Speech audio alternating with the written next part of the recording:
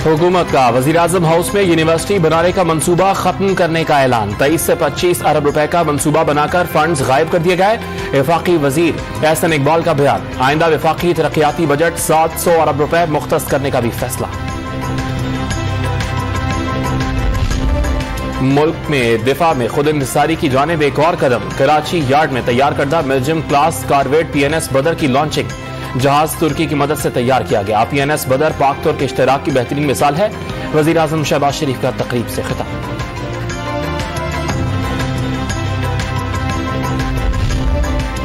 Punjab assembly के मुनहरिफ अरकान की किस्मत का फैसला आज होगा। तहरीक इंसाफ के 25 मुनहरिफीन के खिलाफ फैसला इलेक्शन कमीशन आज दोपहर 3 बजे सुनाएगा।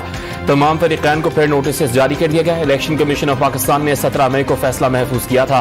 इलेक्शन कमीशन के पास फैसला सुनाने के लिए सिर्फ आज तक का वक्त है।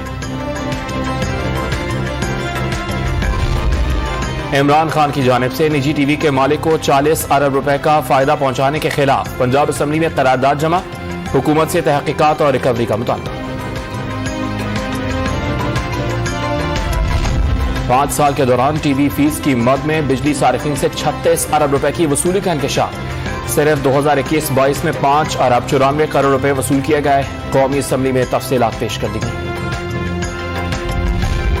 पाकिस्तान तहरीक इंसाफ आज मुल्तान में सियासी ताकत का मुजाहरा करेगी। बाग कासिम स्टेडियम में जलसे की तैयारियां मुकम्मल।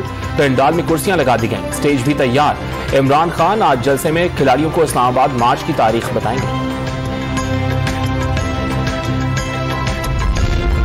और रावलपिंडी में ओवरसीज पाकिस्तानी की 2531 कैनाल जमीन पर कब्जे का मामला। एंटी करप्शन पंजाब ने महकमा माल के नायब तहसीलदार और पटवारी समेत 5 मुल्जिमान के खिलाफ मुकदमा दर्ज कर दिया।